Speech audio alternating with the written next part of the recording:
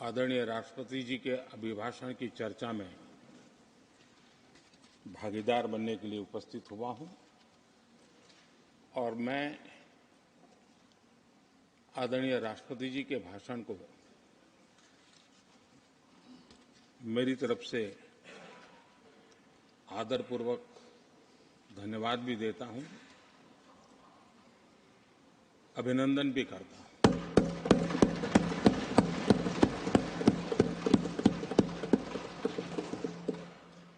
आदरणीय सभापति जी, ये 75वां गणतंत्र दिवस ये अपने आप में एक महत्वपूर्ण माइलस्टोन है और उस समय संविधान की यात्रा के इस महत्वपूर्ण पड़ाव पर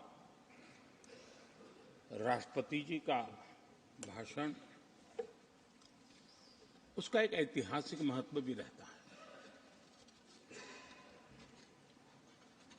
और उन्होंने अपने भाषण में भारत के आत्मविश्वास की बात कही है,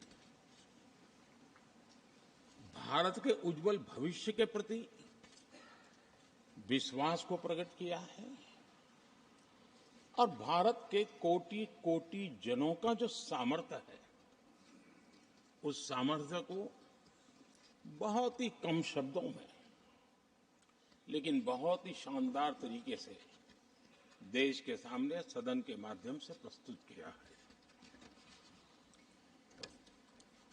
मैं राष्ट्रपति जी के इस प्रेरक उद्बोधन के लिए और राष्ट्र को दिशा निर्देश के लिए और एक प्रकार से विकसित भारत के संकल्प को सामर्थ्य देने के लिए हृदय से बहुत बहुत आभार व्यक्त करता हूं।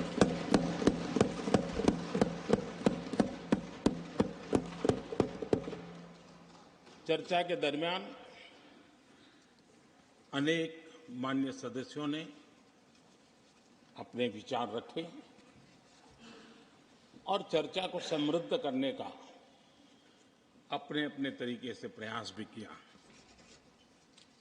इस चर्चा को समृद्ध करने के प्रयास करने वाले सभी आदरणीय साथियों का भी मैं हृदय से आभार व्यक्त करता हूं, अभिनंदन करता हूं।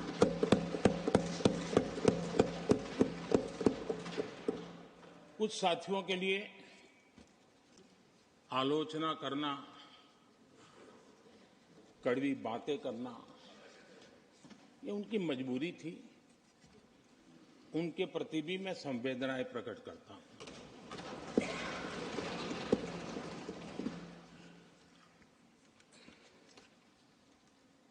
मैं उस दिन तो कह नहीं पाया, लेकिन मैं खड़गे जी का विशेष आभार प्रकट करता हूं।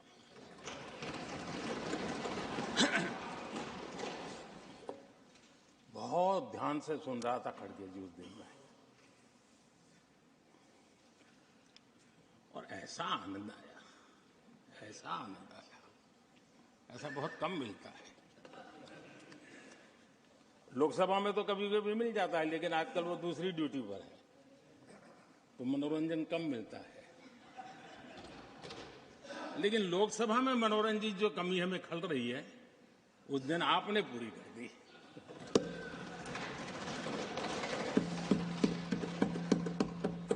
और मुझे प्रसन्नता इस बात की थी कि माननीय खड़गे जी काफी लंबा और बड़ी इम्तिहान वजह से शांति से बोल रहे थे, समय भी काफी लिया था। तो मैं सोच रहा था कि आजादी मिली कैसे, इतना सारा बोलने की आजादी मिली कैसे। तो मैं सोच तो रहा था, लेकिन बाद में मेरे ध्यान में आया कि दो स्पेशल कमांडर जो रहते हैं ना उस दिन नहीं थे और आजकल नहीं रहते वो, और इसलिए बहुत भरपूर फायदा स्वतंत्रता का आदरणीय खड़गे जी ने उठाया।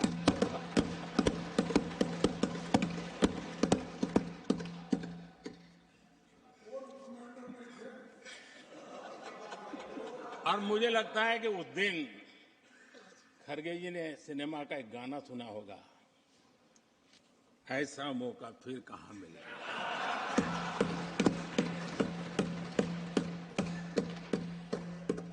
और खरगे जी भी एम्पायर नहीं है, कमांडोज नहीं है, तो चौके छक्के मारने में मजा आ रहा था उनको। लेकिन एक बात खुशी की रही, उन्होंने जो 400 सीट एनडीए के लिए आशीर्वाद दिया था,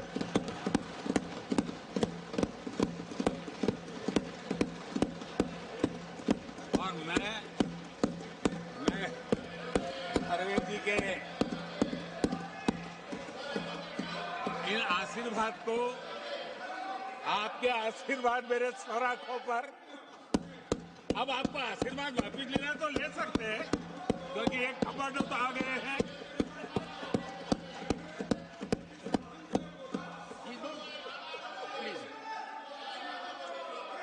आदरणीय सभापति जी,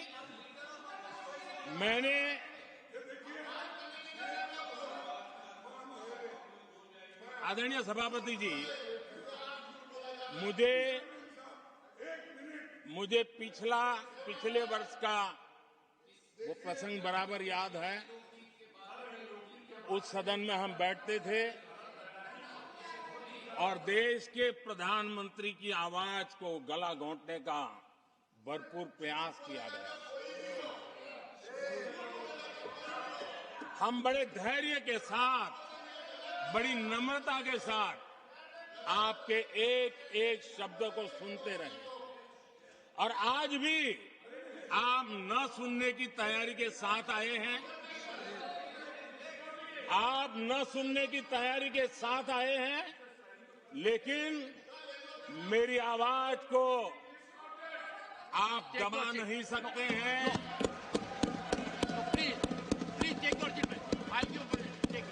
देश की जनता ने इस आवाज को ताकत दी हुई है।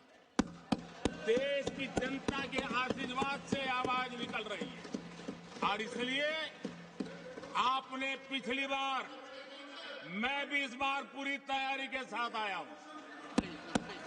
मैंने सोचा था कि उस वक्त कि शायद आप जैसे व्यक्ति सदन में आए हैं तो मर्यादाओं का पालन करेंगे, लेकिन 1.5-2 घंटे तक क्या जुल्म किया था आप लोगों ने मुझ पर, और उसके बाद भी मैंने एक भी शब्दों की मर्यादा तोड़ी नहीं। आदरणीय सभापति जी, मैंने भी एक प्रार्थना की है, और प्रार्थना तो कर सकते हैं, और मैं तो करता रहता हूं। पश्चिम बंगाल से आपको जो चैलेंज आई है,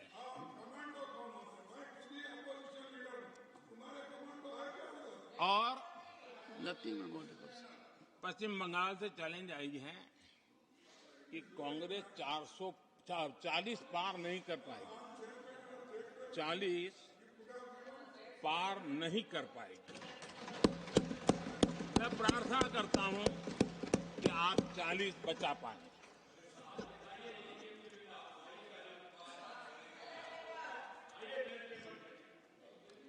आदरणीय सभापति जी, हमको बहुत सुनाया गया है, और हमने सुना है। लोकतंत्र में आपका कहने का अधिकार है, और हमारी सुनने की जिम्मेवारी है। और आज जो भी बातें हुई हैं, उसको मुझे देश के सामने रखनी चाहिए, और इसलिए मैं प्रयास करूंगा। आदरणीय सभापति जी, ये जब सुनता हूं, उधर भी सुना, इधर भी सुना, मेरा विश्वास पक्का हो गया है कि ये पार्टी सोच से भी आउटडेटेड हो गई है।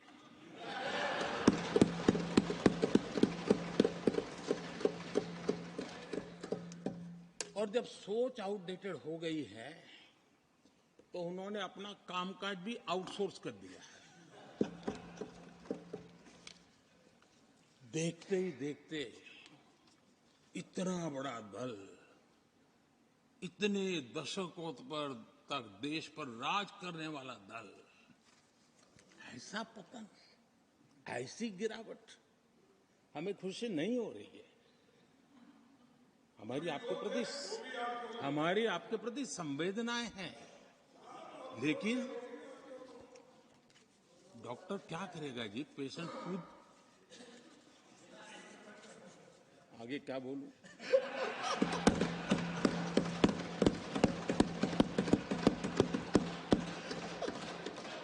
आदरणीय सभापति जी, ये बात सही है कि आज बहुत बड़ी बड़ी बातें होती हैं, सुनने की ताकत भी खो चुके हैं।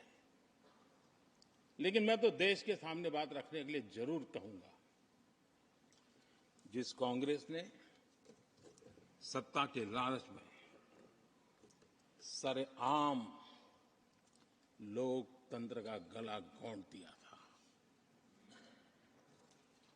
जिस कांग्रेस ने दर्जनों बार लोकतांत्रिक तरीके से चुन करके आई सरकारों को रातों रात भंग कर दी थी, बर्खास्त कर दिया, जिस कांग्रेस ने देश की संविधान लोकतंत्र की मर्यादाओं को जेल के सलाखों के पीछे बंद कर दिया था, जिस कांग्रेस ने अखबारों पर ताले लगाने तक की कोशिश की थी, आवाज, जो कांग्रेस देश को तोड़ने के नैरेटिव घड़ना का नया शौक उनको पैदा हुआ, इतना तोड़ा कम नहीं है, अब उत्तर दक्षिण को तोड़ने के लिए बयान दिए जा रहे हैं।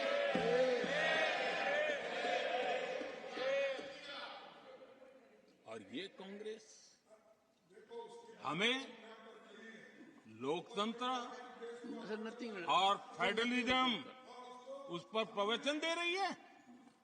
आदरणीय सभापति जी, जिस कांग्रेस ने नथिंग और भाषा के नाम पर देश को बांटने में कोई कसर नहीं छोड़ी, जिस कांग्रेस ने आतंकवाद और अलगाववाद को अपने हित में पनपने दिया, जिस कांग्रेस ने नॉर्थ ईस्ट को हिंसा, अलगाव और पिछड़ेपन में धकेल दिया, जिस कांग्रेस के राज में नक्सलवाद के लिए देश के लिए एक बहुत बड़ी चुनौती बनाकर के छोड़ दिया, जिस कांग्रेस ने देश की बहुत बड़ी जमीन दुश्मनों के हवाले कर दी, जिस कांग्रेस ने देश की सेनाओं का आधुनिकीकरण होने से रोक दिया, वो आज हमें राष्ट्रीय सुरक्षा और आंतरिक सुरक्षा के लिए भाषण दे रहे। जिस कांग्रेस ने आजादी के बाद से ही कंफ्यूज रही, उनको उद्योग जरूरी है कि खेती जरूरी है, उसी कंफ्यूजन में गुजारा किया। जो कांग्रेस तय नहीं कर पाई कि नेशनलाइजेशन करना है कि प्राइवेटाइजेशन करना है, उलझती रही। जो कांग्रेस 10 वर्ष में 12 नंबर से 11 नंबर पर आर्थिक व्यवस्था ले आ पाई, 10 साल में 12 से 11 नंबर, और आप 12 से 11 आने में बहुत मेहनत नहीं पड़ती है, जैसे जैसे आगे बढ़ते हैं तो मेहनत और बढ़ती है। हम 10 साल में 5 नंबर पे ले आए, और ये कांग्रेस हमें यहां आर्थिक नीतियों पर लंबे लंबे भाषण सुना रही है। आदरणीय सभापति जी, जिस कांग्रेस ने ओबीसी को पूरी तरह आरक्षण नहीं दिया, जिसने सामान्य वर्ग के गरीबों को कभी आरक्षण नहीं दिया, जिसने बाबा साहब के बजाय बाबा साहब को भारत रत्न देने योग्य नहीं माना, अपने ही परिवार को भारत रत्न देते रहे, जिस कांग्रेस ने देश की गली सड़कों चौक चौराहे पर अपने ही परिवार के नाम के पाठ जड़ दिए हैं, वो हमें उपदेश दे रहे हैं। वो हमें सामाजिक न्याय के पाठ पढ़ा रहे हैं। आदरणीय सभापति जी, जिस कांग्रेस के अपने नेता की कोई गारंटी नहीं है, अपनी नीति की कोई गारंटी नहीं है, वो मोदी की गारंटी पर सवाल उठा रहे हैं।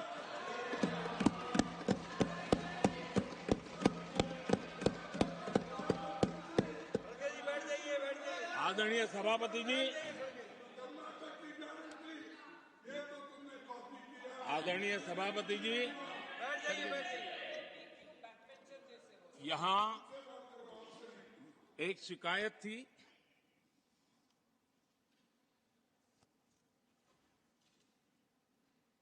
और उनको लगता है कि हम ऐसा क्यों कहते हैं, हम ऐसा क्यों देख रहे हैं। देश और दुनिया उनके 10 साल के कार्यकाल को ऐसे क्यों देखती थी? देश क्यों नाराज हो गया?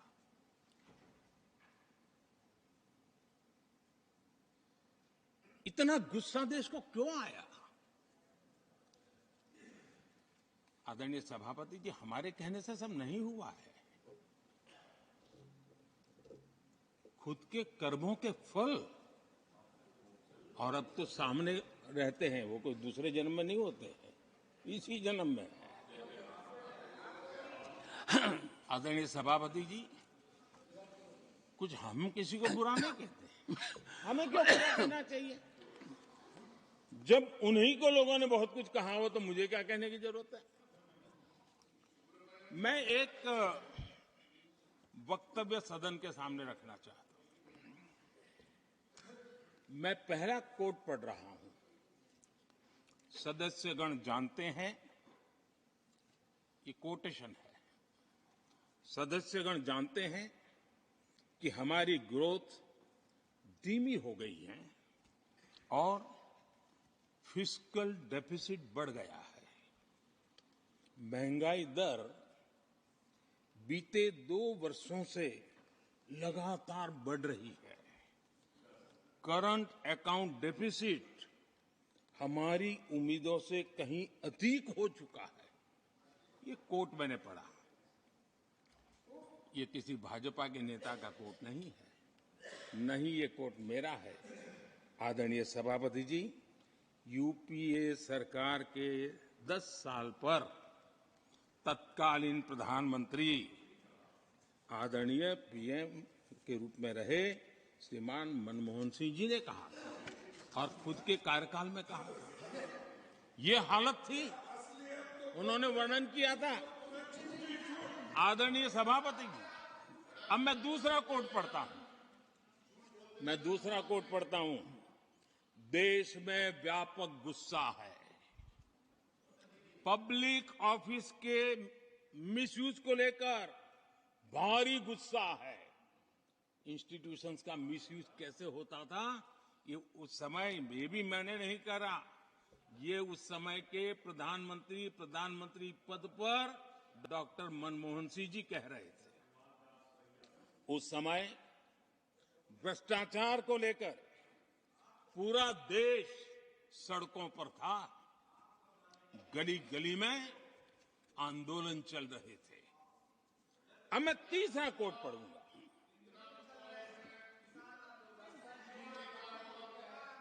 एक संशोधन की कुछ पंक्तियां हैं, इसको भी आप सुनिए। टैक्स कलेक्शन में भ्रष्टाचार होता है, इसके लिए जीएसटी लाना चाहिए। राशन की योजना में लीकेज होती है, जिससे देश का गरीब सबसे अधिक पीड़ित है। इसको रोकने के लिए उपाय खोजने होंगे। सरकारी ठेके जैसे दिए जा रहे हैं, उस पर शक होता है। ये भी तत्कालीन प्रधानमंत्री आदरणीय मनमोहन सिंह जी ने कहा था। और उसके पहले और एक प्रधानमंत्री, उन्होंने ये कहा था कि दिल्ली से 1 रुपया जाता है 15 पैसा पहुंचता है। सुधार, बीमारी का पता था, सुधार करने की तैयारी नहीं थी। और आज बातें तो बड़ी बड़ी की जा रही है। कांग्रेस के 10 साल का इतिहास देखिए। फ्रेजाइल 5 इकोनॉमी में दुनिया में कहा जाता था, मैंने दुनिया कहती फ्रेजाइल 5, पॉलिसी पैरालिसिस, ये तो उनकी पहचान बन गई थी। और हमारे 10 वर्ष टॉप 5 इकोनॉमी वाले।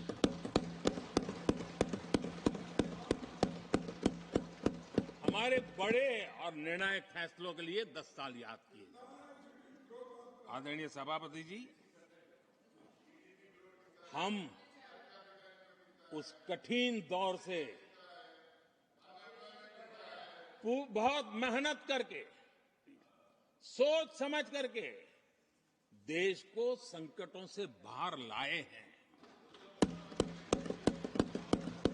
ये देश ऐसे ही आशीर्वाद नहीं दे रहा है। आदरणीय सभापति जी, यहां सदन में अंग्रेजों को याद किया गया। Unbecoming conduct, please continue. No please please. आदरणीय सभापति जी, इस सदन में अंग्रेजों को याद किया गया। अब राजा महाराजाओं का तो अंग्रेजों के साथ गहरा नाता रहा था उस समय। तो अब मैं जरा पूछना चाहता हूं कि अंग्रेजों से कौन इंस्पायर्ड था। मैं तो ये तो नहीं पूछूंगा कि कांग्रेस पार्टी को जन्म किसने दिया था, ये तो मैं नहीं पूछूंगा। आजादी के बाद भी देश में गुलामी की मानसिकता को किसने बढ़ावा दिया। अगर आप अंग्रेजों से प्रभावित नहीं थे तो अंग्रेजों की बनाई दंड संहिता, पिनल कोड, आपने क्यों नहीं बदली। आदरणीय सभापति जी, अगर आप अंग्रेजों से प्रभावित नहीं थे तो अंग्रेजों के जमाने के सैकड़ों कानून क्यों चलते रहे। आप अगर अंग्रेजों से प्रभावित नहीं थे तो लाल बत्ती कल्चर, ये लाल बत्ती कल्चर इतने दशकों बाद भी क्यों चलता है। अगर आप अंग्रेजों से प्रभावित नहीं थे तो भारत का बजट शाम को 5 बजे इसलिए आता था क्योंकि ब्रिटिश पार्लियामेंट का सुबह शुरू होने का समय होता था। ये ब्रिटेन की पार्लियामेंट के समय के अनुकूल शाम 5 बजे बजट की परंपरा क्यों चलाए रखी थी आपने। कौन अंग्रेजों से इंस्पायर था। पर आप अंग्रेजों से प्रेरित नहीं थे तो हमारी सेनाओं के चिन्हों पर आज भी गुलामी के प्रतीक अब तक क्यों बने हुए थे। हम एक के बाद एक हटा रहे हैं। अगर आप अंग्रेजों से प्रेरित नहीं थे तो राजपथ को कर्तव्य पथ बनने के लिए मोदी का इंतजार क्यों करना पड़ा। आदरणीय सभापति जी, अगर आप अंग्रेजों से प्रभावित नहीं थे तो अंडमान और निकोबार, इन द्वीप समूहों पर आज भी अंग्रेजी सत्ता के निशान क्यों लटके पड़े थे। आदरणीय सभापति जी, अगर आप अंग्रेजों से प्रभावित नहीं थे तो इस देश के सेना के जवान देश के लिए मन मिटते रहे, लेकिन देश के जवानों के सम्मान में एक वॉर मेमोरियल तक आप बना नहीं पाए थे। क्यों नहीं बनाया। अगर आप अंग्रेजों से इंस्पायर्ड नहीं थे, प्रभावित नहीं थे तो भारतीय भाषाओं को हीन भावना से क्यों देखा। स्थानीय भाषा में पढ़ाई के प्रति आप लोगों की बेरुखी क्यों थी। आदरणीय सभापति जी, अगर आप अंग्रेजों से प्रेरित नहीं थे तो भारत को मदर ऑफ डेमोक्रेसी बताने में आपको कौन रोकता था? आपको क्यों महसूस नहीं हुआ कि दुनिया में, आदरणीय सभापति जी, मैं सैकड़ों उदाहरण दे सकता हूं कि आप किस प्रभाव में काम करते थे और देश को सुनते ये सारी बातें याद आने वाली है। आदरणीय सभापति जी, मैं एक और उदाहरण देना चाहता हूं। कांग्रेस ने नैरेटिव फैलाया